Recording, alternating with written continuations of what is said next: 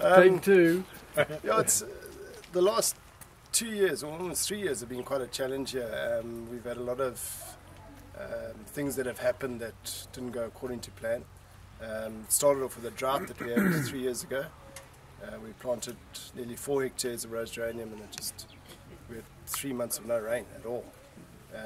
So we got the stuff in when it was raining in December, and then just nothing after that. So that was a bit of a setback. And then just over 2 years, no, in fact it was 3 years ago, end of May, the Transnet approached us to build a pump station here, and they got quite ugly about it and eventually expropriated the land from us, and we had to go to court to try and get money out of them, and we're still waiting for money. And that's been quite protracted and just unnecessary. And then 31st of August last year, we had my neighbour 3 farms down lit a rubbish dump, and that it was, you're not allowed to burn in August, well, from basically June till the end of August, middle of September. And it was almost the last time when you're not allowed to burn, and that day a bergwind came up and it jumped through him, came all the way through, burnt all our sugarcane for this year, and it was only that big at that stage, but it destroyed everything. So from the farm side, we were working off where we had quite a good income, nearly $500,000 a year that came in, this year $0. So it's been those setbacks. But then on the walk on the light side, we've had a lot of good things, and one of it is we've just finished building a care centre, which is round the corner. I'll get the key and open up for you.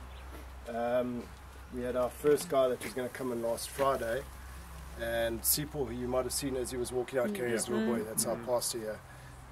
He goes and does home visits with the other team, and on that Friday he went across there and he was chatting to this guy and his wife, and this guy's 71 and his wife's 65, and he's only got one leg, and he had a stroke on the good side, so he couldn't walk at all.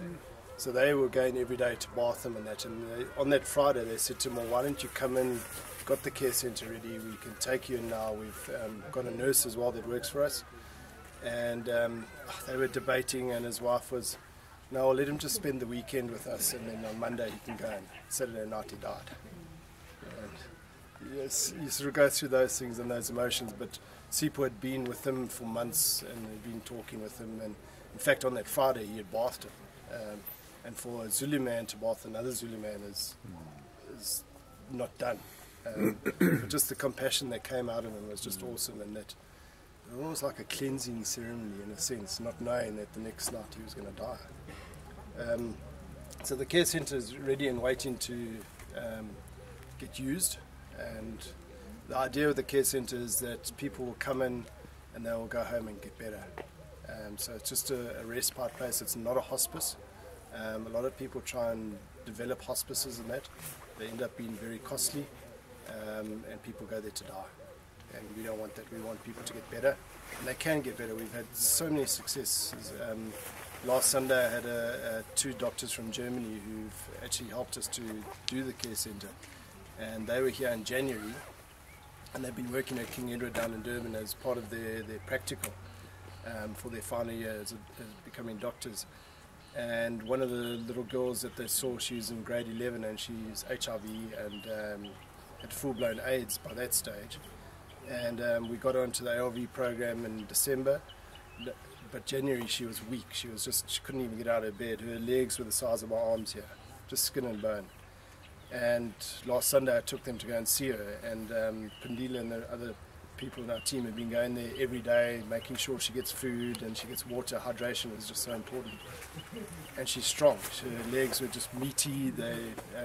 She was sitting on her bed reading, and these girls couldn't believe it, these 2 doctors. They'd actually seen success where they've been seeing the other side of it so often. And then she walked out of the house with us to the car, whereas January she couldn't even get out of her bed. So that's been one of the sort of awesome successes that we've had.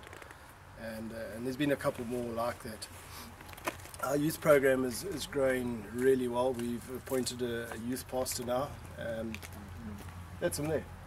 That's Alfred. And he's off to school. Alfred's got an amazing story where he started as one of our youngsters 10 years ago. He was 13 years old, which is the same age as my son is now. and then he went off the rails and he got involved in a gang and eventually got arrested and he went to prison, and then he came out 4 years ago and came back to us and said, will you accept me back? I need to transform my life a bit. And Sipho started working with him, and I sort of walked with him a bit and helped him in just different aspects in his life, and he just turned his life around. And then 2 years ago he said, they had a program called Foxfire program at Africa Enterprise in the city, which Michael Cassidy runs, and he said, you'd like to go on that? So we applied and he got accepted, and then my wife and I sponsored him last year to go and do it. And God's got a sense of humour, because they sent him to Cape Town and never been out of Harneyville other than to prison, and then they put him on an aeroplane to go to Cape Town. He'd never flown in his life before, so that's quite a story. And then halfway through the year he phoned me and he said that he thinks he wants to go and become a pastor, and he wants to go and study this coming year, which is this year 2011, to go and do that. And I said, that's cool, we'll help you. And November he phones me, he says, no, he's decided that if he does that, then he's going to be a burden to the church. He must rather go and become a teacher, because then he can still minister to children and that, but then he's not a burden because he can earn a salary. I said, now you're thinking. And so we applied in January. He wasn't accepted because his marks were too low when he did his matric. So he's now at a FT college to do a bridging course for the year, and then next year he'll start his teaching. So we've employed him as well this year to be our youth pastor. He had all their training down in Cape Town last year, and it's just been amazing to see how he's interacting with the youth and just changing their ways of thinking. Sipho, our senior pastor, is a great guy, but he's just a little bit too old. Whereas Alfred can really get into them, and he runs a little soccer group now twice a week. And he's got all these little fans about this big come over, and they just have fun, and he just teaches them skills. And we've got a little soccer program that he works through with them as well. We've got a little library in there. We've just been donated a lot of books, in fact last Monday, from an organisation in America. We've got 36 boxes, quite big boxes, just full of books. So we're busy trying to go through them and see what is appropriate for the children and what isn't, and whatever's not appropriate then we'll just give to some other organisation or one of the schools. And then we've also started a computer centre. Sabona Pindi. Pindi nkalo just uthola ukhigwa lapha emotweni le bovu. Yeah. And so this is Pindila. This is everyone here from Golden. Hi, thank you. Morning. She's the main lady here, and she's the one who organises everyone and keeps everyone on the right track. Have any of you seen our DVD? Yeah, a few years ago. Have you done a new one in the last few years? No, the one on YouTube. Yeah. Okay. Yeah, well, she's got that on this, but if you've seen it, that's fine. We continue to do our home gardens and that. We've got a whole lot of ladies, I think it's about 19 or 20 families now that are doing it. That is successful, it's working well. And more people are starting now to say, can we come and also do it?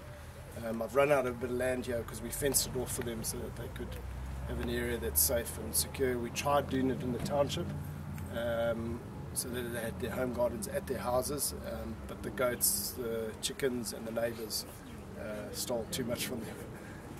So we've taken that out and we've allocated them an area here, and that's working very well. We're going to go across to the rose geranium now, and you'll see the difference there. It's actually, even since you were here, John, and yourself, it's phenomenal. I'm actually very pleased with it, and that's starting to happen and grow, and hopefully we can get this processing plant up and running soon. And we're actually going to position it over here because we're close to electricity as well, access from the roads. So we're going to build the factory over here. Right here. Yeah, we're going to push the fence backwards and then fill this area going up. That's not a boundary fence. No, it's just a security fence. Yeah, I've been looking at sort of different sites around here, but we've got water right here, we've got electricity right here, the road is right here, so it's really easy and accessible. We've been, our volunteer house, expanding it, adding a couple of bedrooms. We've added 2 flats on the other side, and we've had an enormous amount of volunteers coming through this year. I've got 3 girls from America, from Los Angeles with us at the moment, from a university called Azusa Pacific University. And we formed a partnership with them in the last 3 years. They started in 2008, and they send out 2 groups twice a year to come and do community practical work. They run what they call a South African semester at Africa Enterprise, and the students come for 6 months to do that, and then of that 6 months, 1 month is doing a practical with us. And they do anything we need to have done in the community. Even we built houses and that to help those who either houses fallen down or just repairs that need to be done. And then we do that in the mornings, and in the afternoons, and they interact with the youth and do whatever programs that we run here. Yeah, that's pretty much it in a nutshell. I'll just open some of the doors here, and I'll show you the library and the computer center, and then we can go across, and the care center as well. And then we can go across the other side. Yeah, thanks.